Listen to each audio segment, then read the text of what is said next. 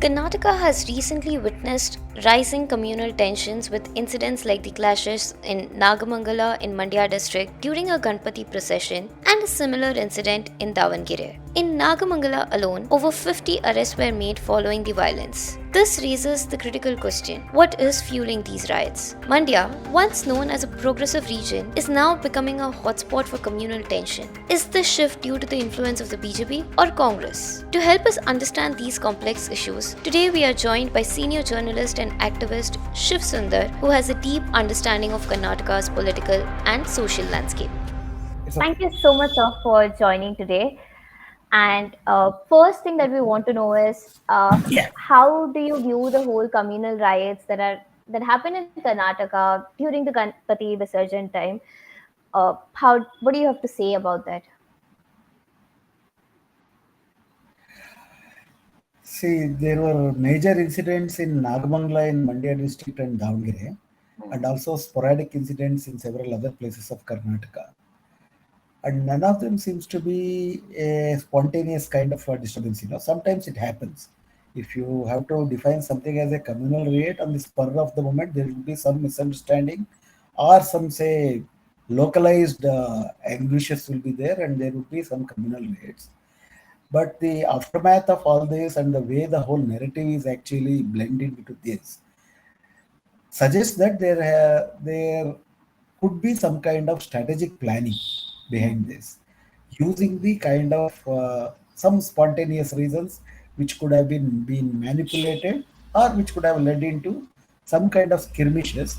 But then the elevation of the whole thing into a big kind of clashes and sustained kind of efforts to make it uh, blend it into a narrative that the whole Karnataka is becoming Congress government is supporting the communal forces, especially the Muslims, etc., terrorists. There seems to be a kind of strategic planning behind this, and there is a pattern to this. Whenever the BJP is not in power, there will be any number of communal clashes, and whenever they are in power, that will take a different form. So, if you see what's happening in Mandya for the last 3-4 years, there have been some tension in Srirangapatna for a long time. In fact, Srirangapatna, as you know, it has been the capital of Tipu Sultan, and Tipu Sultan is the pride of Karnataka, pride of India for that matter. And BJP and RSS are building a narrative to completely break that. Hmm. They want to portray him as a traitor or a coward, etc. That's why even during the election, you had Uri Gowda, Nanjegowda, all those kind of things. And there have been some tension because there is a dargah, and they want to convert that into a Hanuman temple. So there was a consistent effort to convert that whole peace-loving Srinapatna town into a kind of a place of communal riots, which they did not succeed.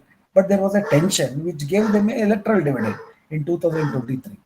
Even though in Srirangpatna the BJP candidate did not win, he got quite a impressive number of votes because BJP did not had any base there. Then immediately after the 2023 elections, after BJP and JDS came to a truce and made an alliance for the 2024 elections, Lok Sabha elections, there was another incident in a village named Keregodu.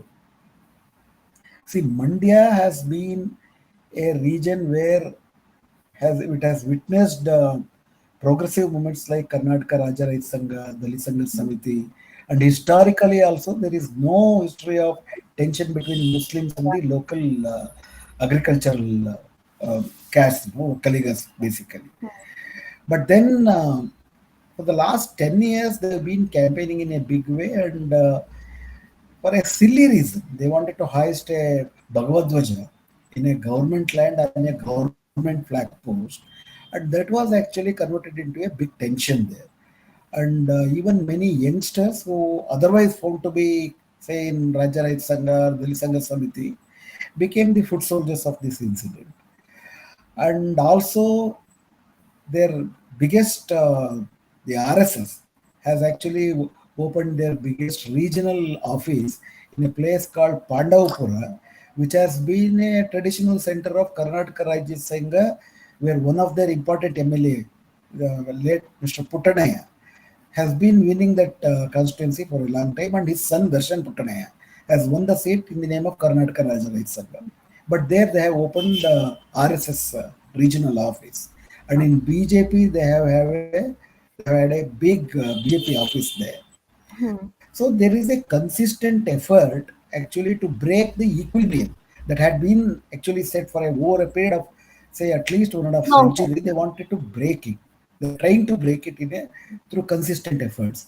And I actually look at this Nagamangala, Keregodu, Srirangapatna in this broader strategy. Also, sir, you've spoken about how RSS and BJP in Karnataka, the Hindutva project. Do you think it's leading? They are becoming successful. Like here and there, every once in a while, especially during festivals, we see that uh, there is some communal tensions happening in various regions across Karnataka, including Bangalore for that matter. Now, uh, do you see that the project is taking place in Karnataka and in South India also, let's say?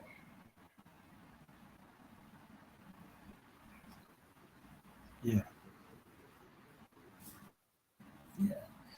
See, communal clashes are one of the many kind of instruments through which they want to actually hegemonize the Hindutva over the society. It is one of the many programs that they have. Communal raids, a period, I mean, it occurs for a period of time, but behind that, there will be a consistent effort for more than years. In fact, they have their shakas. They will catch hold of the youngsters at the very teenagers level, and they actually give them a lot of Hindutva stuff. They capture the matas through which they will actually propagate many kinds of prejudice against the Muslims and pride about the Hindu Rashtra. For example, you have this Adi Chunchanagiri Mutt in the Mandya region, which belongs to Vokkaligas, who happen to be the dominant caste of the region. Then, but the Mutt itself belongs to a Nathapantha, which is an anti-Vedic tradition. It is not a Brahminical Mutt. It is a kind of anti-Brahminical Mutt.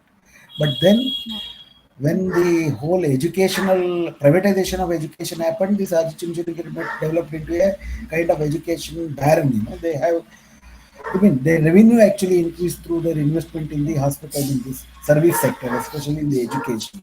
They need state patronage, etc. And in the process, it became a very resourceful month.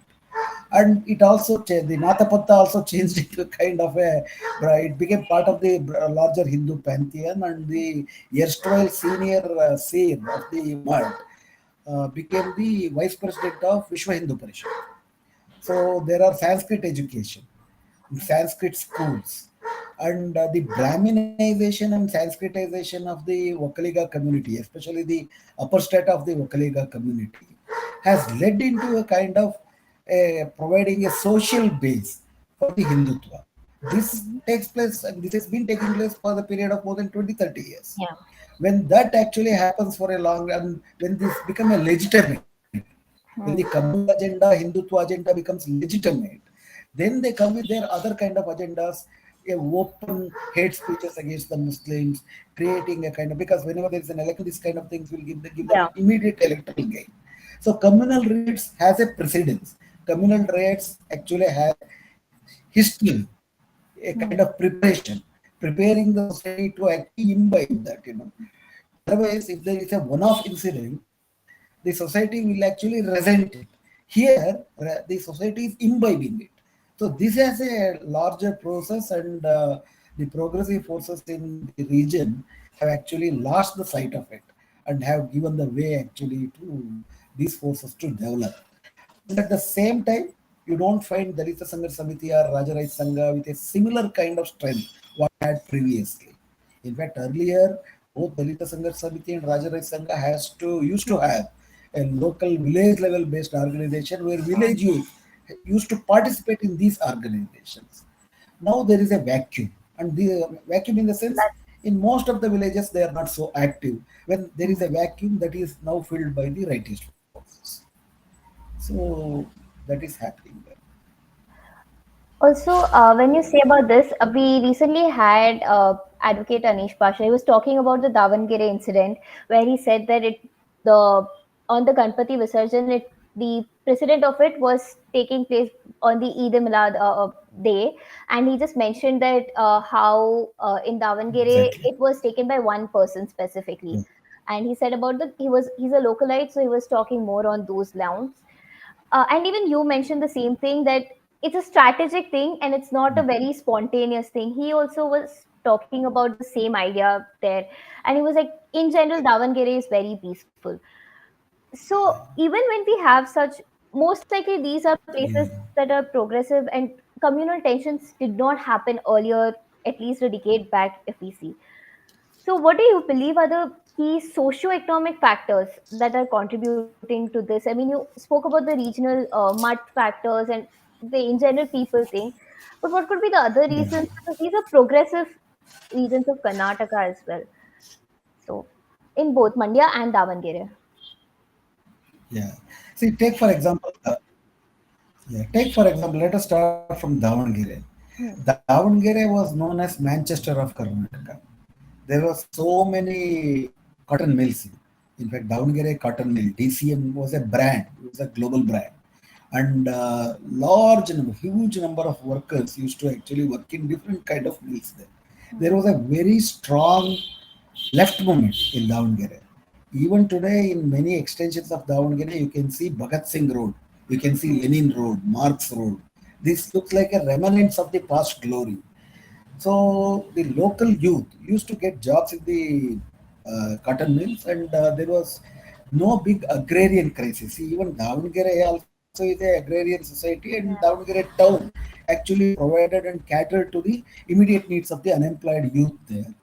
But post 90s, all these things have changed. Not only in Davangere, even in Mandya. If you take Mandya, for example, Mandya actually has gone through a kind of Raitwari system. Right from the time of Tipu Sultan, there was no big Jamindars here. In fact, Tipu was spearheading a kind of social reforms in which he actually broke the backbone of this Brahminical mutts and distributed the lands. And later on, when British took over the poor, they could not actually restore the Jamindari system, and Raitwari system actually pursued. What is Raitwari system? There will be no intermediaries. There will be only farmer, and farmer will be paying tax to the state. But there will be a lesser level of feudal exploitation will be there in the Raitwari system. Then, because of the Tipu's reforms and Hyderali's reforms, there were some cash crops. For example, mulberry was introduced during the time of Tipu Sultan, and there were some a kind of rudimentary forms of industries were also actually initiated in this whole process. And also there was this sugarcane was also introduced in the post independent and after this irrigation projects actually came up. So there was an equilibrium between the Muslims and the Wakaligas or the Hindus. There was no big animosity because it was both were actually having a gratitude towards Tipu Sultan because he provided them dignity of life as against the Brahminical domination. And historically, Muslims were traders, and Hindus, basically Wakaligas and others, are actually agriculturalists, Hmm. and there was a harmonious relation. This is economically, and there was no big agrarian crisis till say some 30 years ago, and there was no big kind of pressure on the agrarian economy where youth had to go out and seek for employment, etc. But in the last 30 years, this equilibrium has been broken because of the liberalization, privatization, Yeah. globalization policy. Agrarian crisis has gone to a bigger extent. Yes. Now the input cost has gone very higher. There is no actually remunerative price, and this has actually pushed the farmers into debt crisis. They are Yeah. committing suicide, and the youth of the family are not getting jobs. This is Hmm. creating an anxiety in the economy. This is also creating a social anxiety where the Congress itself is responsible for this pro-market economic policies and also agrarian crisis.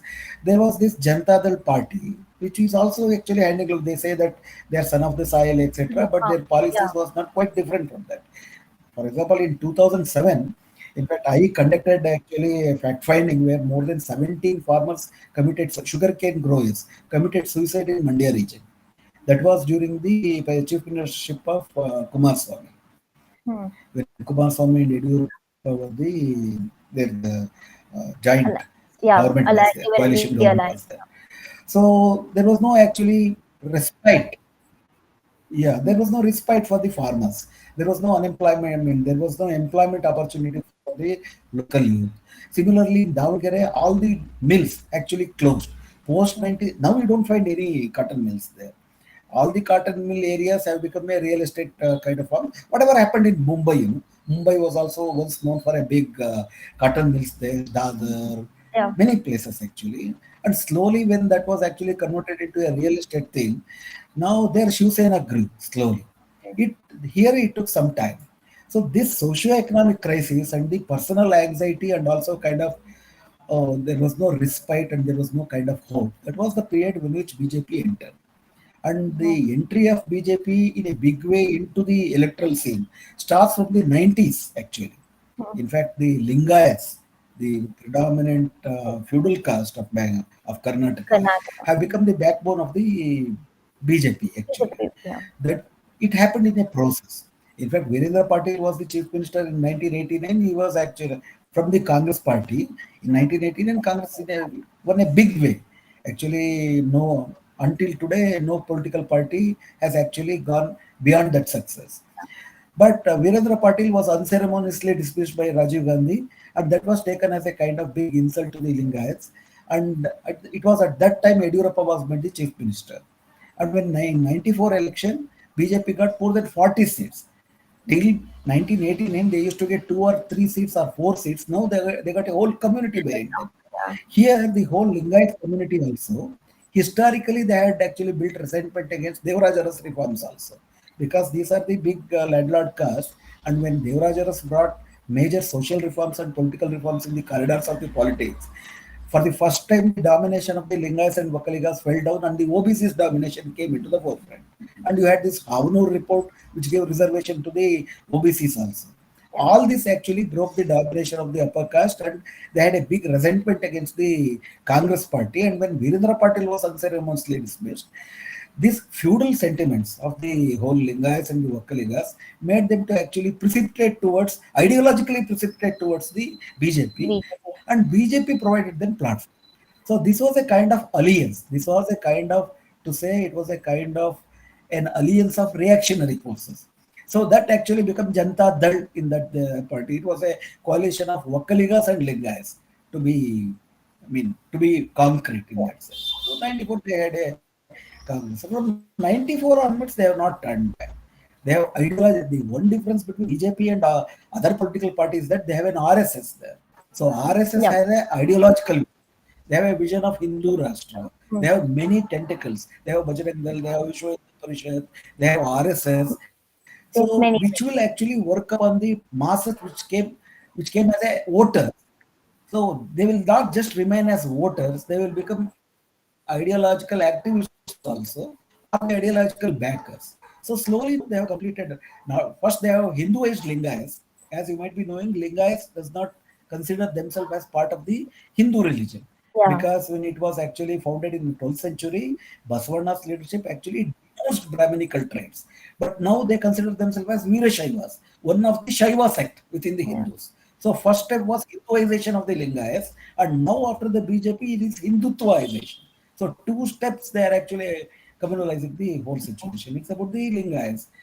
And this actually came in a situation when there was a crisis in the society, polity, and the Yeah. economy.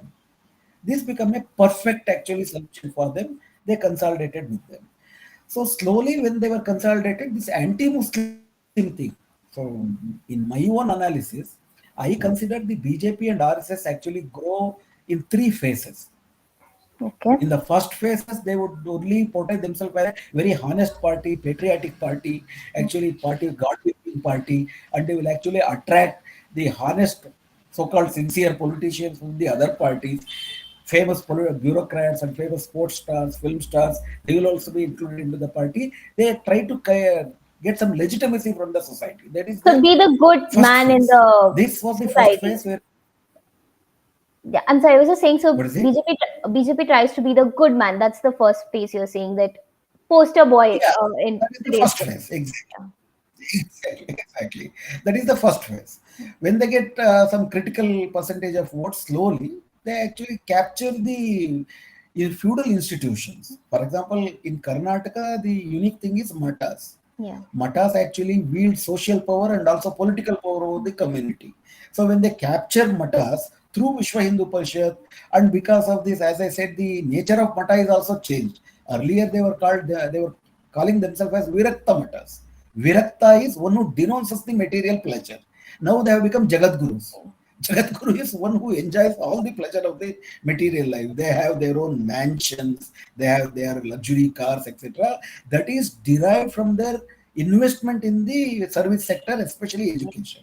This actually demands the state support, etc., and their social mobility from from Virakta to Jagat Gurus, from being a saint to becoming a businessman, from becoming a Lingayist or Vakaliga to becoming a Sanskritized or Brahminized. This socio-economic process happens together. So that is the second phase. At this second phase, what they do is they come up with their real colors. They actually feed some kind of venom against the Muslims, and there is very strategically there is a resentment against Dalits. So that Brahminical pride, even though Brahminical pride is not just the pride of Brahmins, it is being better than it is actually uh, he is a stratified kind of hierarchy. Everyone feels in this caste hierarchy, everyone feels they are superior than the one who Yeah, is other. below. That superiority has been captured by the, yeah, every caste is superior, feels superior. And especially dominant caste, they feel superior to Dalits, and they actually carry the mantle of the Brahminism to suppress the Dalits. That Dalit resentment against Dalits also actually come in as a kind of supporting the Hindu Rashtra. That's what they say. So this all will culminate into a kind of a perfect ground. That is what happened in the coastal Karnataka also. 30 years before, coastal Karnataka was as good as Mandya. Yeah. It has become a kind of experimental laboratory. There they have experimented with all these three phases. Now Mandya and Davangere have passed the first phase, have passed the second phase. Now they are entering into the third phase. So here there are, one is the strategy of the BJP, second is the failure of the Congress and the left parties and the progressive forces. So these two things actually culminate Oh. in contribute to this social phenomenon. I think this applies to South Karnataka, this applies to everywhere because they are penetrating into communist Kerala, they are penetrating into Dravidian Tamil Nadu, they are penetrating Yeah. into Christian Northeast. So everywhere they have their own unique type of strategies, but essentially it is the phases that they actually pursue. So here you mentioned that at least Davangere, Mandya, these are in the second phase right now. Yeah. And do you believe, firstly, that the whole communal tensions that are Second to third happening phase. They have in finished, they have Karnataka right now, graduated from the second yeah, phase. towards the third one? That is, as far as I recall, it's the militant Hindutva in your article that you've written about. Yeah, yeah, Also, yeah. uh, do you believe that RSS and BJP are the primary cause for the communal tensions that are happening today, or do you see the role of other parties as well? You've mentioned briefly how JDS also kind of aligned, but what about Congress? And you also spoke about Yeah, soft Hindutva approach taken by the Congress. So is it only the yeah, RSS and yeah. BJP, or is it that the all political systems in the state are playing a role? See, one, there is no much merit in understanding what was the immediate reason for a particular communal rate. That could be either way. But if that is only a communal rate, if that is only a spontaneous reaction, the culprits will be actually booked and that will subside. But this is not that. It is not to say that both in Davangere or in Nagamangala, it is the RSS which created the whole tension. The first stone or the first spark could have been from either way. That let the police decide that. But how it actually evolved into a kind of a narrative and a kind of a politics, that is more important, and that is possible. That is being done by only BJP and RSS because they have that vision. And Congress, even though they claim to be secular, they don't actually, in their heart of the heart, they want the Muslim votes, but they don't want to protect the Muslims from this. They want the Wakkaligas come out of this BJP's actually influence, but they are not very much interested to bring them out of the ideological influence of Hindutva. That is the whole problem. Congress and BJP are politically two different entities. Yeah. But as far as the RSS ideology of Hindu Rashtra is concerned, how far is BJP, Congress from RSS? How far is Congress from neoliberalism economically? These are the factors in the Indian context to understand whether any political party is essentially different from BJP. Because Brahminism, Brahminical Hindutva, and neo-crony capitalism, that is the essence of the BJP's RSS politics, the you can say Indian contemporary fascist politics. That is the essence. How different these two parties are from that. So they are not essentially different. They don't have organizational strength also. They don't have that vision also. And even their leaders are not inclined to actually come out of this actually this neoliberal Hindutva and Brahminical politics and build an alternative. Congress is not a solution for that. Congress is part of the problem here. So here also, in fact, Aizaz Ahmad, a great theoretician, had once said during the 90s, the difference between the Congress communalism and BJP communalism is only this. Congress is pragmatically communal and BJP is programmatically communal. So whenever you need electoral dividend, for example, in 90s, even Congress party used communal clashes to come to power to dethrone Virendra Patil, and they wanted Bangarappa to come to power even in Andhra. So they used very tactfully for pragmatic reasons. But here, they did not have a program of Hindu Rashtra. But even when it came to a level of programmatic communalism, whether they are opposed to programmatic communalism, see, programmatic communalism has the worst expression of riots. But as I said before, they have different stages. They have a kind of stages to build up to them. So whether you are providing any counter to that, take for example Rama Janmabhoomi thing. What was your counter to that? How did they get the electoral dividend in the North India or in many parts of South India through Rama Janmabhoomi? Did you actually oppose it?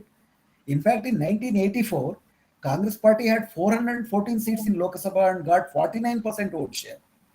No political party in the Indian history of elections had got so much of strength. So their party was secure, their power was secure. Then why didn't they actually open the gates of Rama Janmabhoomi? So there is a kind of Hindutva, soft Hindutva running through all the parties, not only Congress. JDS has come out with its open colors now. In fact, Devagowda has been on record because that's another story. We can talk some other time. But this is actually a B team, has been a B team. Now there is a big confusion whether it is a team or B team of RSS. And in BJP, it is playing the role of A team of RSS than the B team like BJP. Also, so you've spoken. Firstly, let's talk a bit about the Hindutva. Also, do you think are we getting closer to Hindu Rashtra, especially considering the laws coming up in states like UP, as simple as displaying names of the owners, and the same thing has happened in Himachal Pradesh, which is Congress run. Like you again said about soft Hindutva, are we going closer to the RSS ideology in Karnataka as well as across India?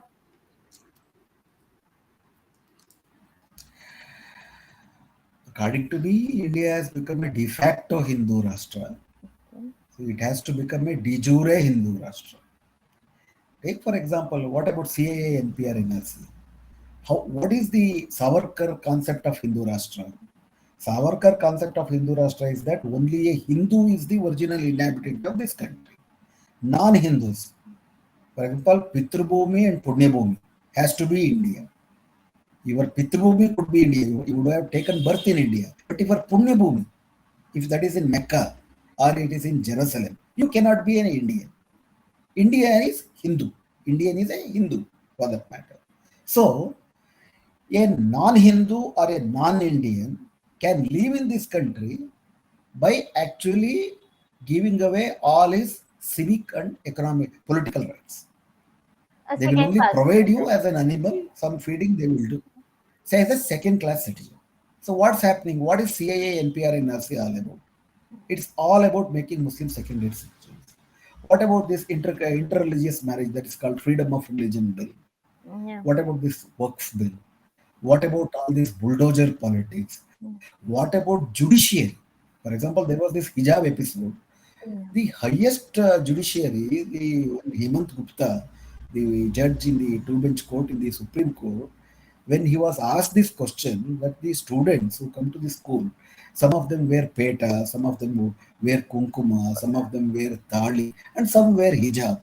So what is big difference? The purpose of coming to the school is to have education. Hmm. So primary thing is giving education, and after that comes the uniform.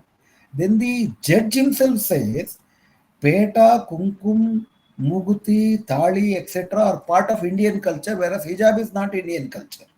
So he defines what is Indian in terms of religion. Yeah.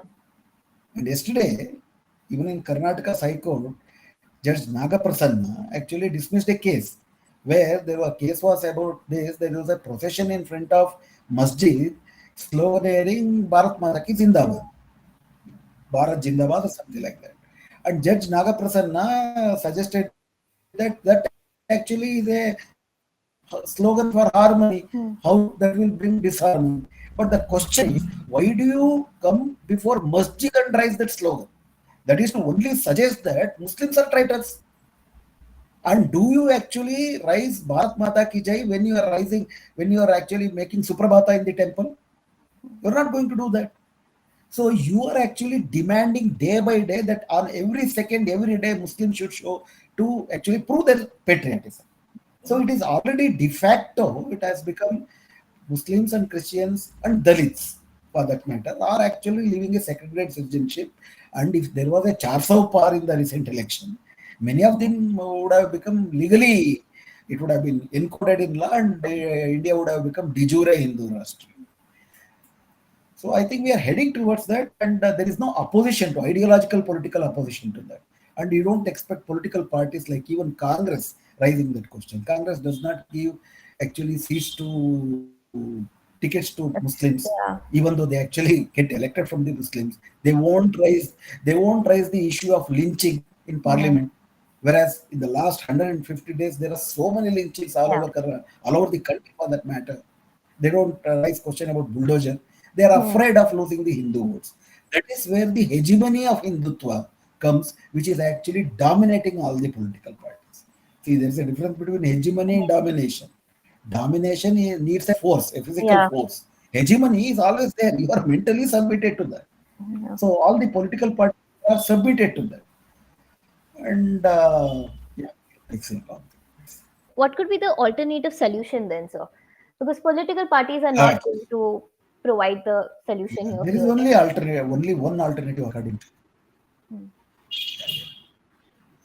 And what is that? even if political parties, the opposition parties should act, yeah, even if the opposition parties actually has to follow their so-called slogan agenda, there should be a big people's movement on the streets. Without, in the absence of strong people's force on the streets, leave alone the BJP, even the opposition party will not actually perform their role. So the first and the foremost thing is to build people's movement of the oppressed and the exploited. And that was happening even during the prior to 90s when BJP did not grow to the level that we are seeing today. It was the people's movement. Hmm. And it is because of the force of the people's movement, even the opposition parties were actually talking in secular lines. So Hmm. what we desperately need is today is to build people's movement. Why? Because Modi should be defeated. Moditwa should be defeated. Hindutva should be defeated in the minds of the people. Don't forget that even today, even after the three terms of Modi, he is getting 36% of the vote share. Hmm. Even in Karnataka, even after He their has to. defeat, bitter defeat in terms of the seats, they are able to get 36% of seats. Where does that 36 seats, percent of seats come from? I mean, votes come from? It is Brahmins and Baniyas are only 5 to 6%. Rest of them are subaltern classes, oppressed classes. They have been organizing that masses and they are Hindutvaizing the mindset of the people. And in each and every house, there is a kind of WhatsApp university which actually educate day in and day out on the Hindutva lines. And you have to defeat them. Unless you defeat Modi in the minds of the people, you cannot defeat Modi in the parliament. Hmm. That is possible only through the people's movement and people's organization. But now they are in a kind of comfort zone which has to be broken, and we have to come to the streets. Thank you so much, sir. This was a very insightful conversation.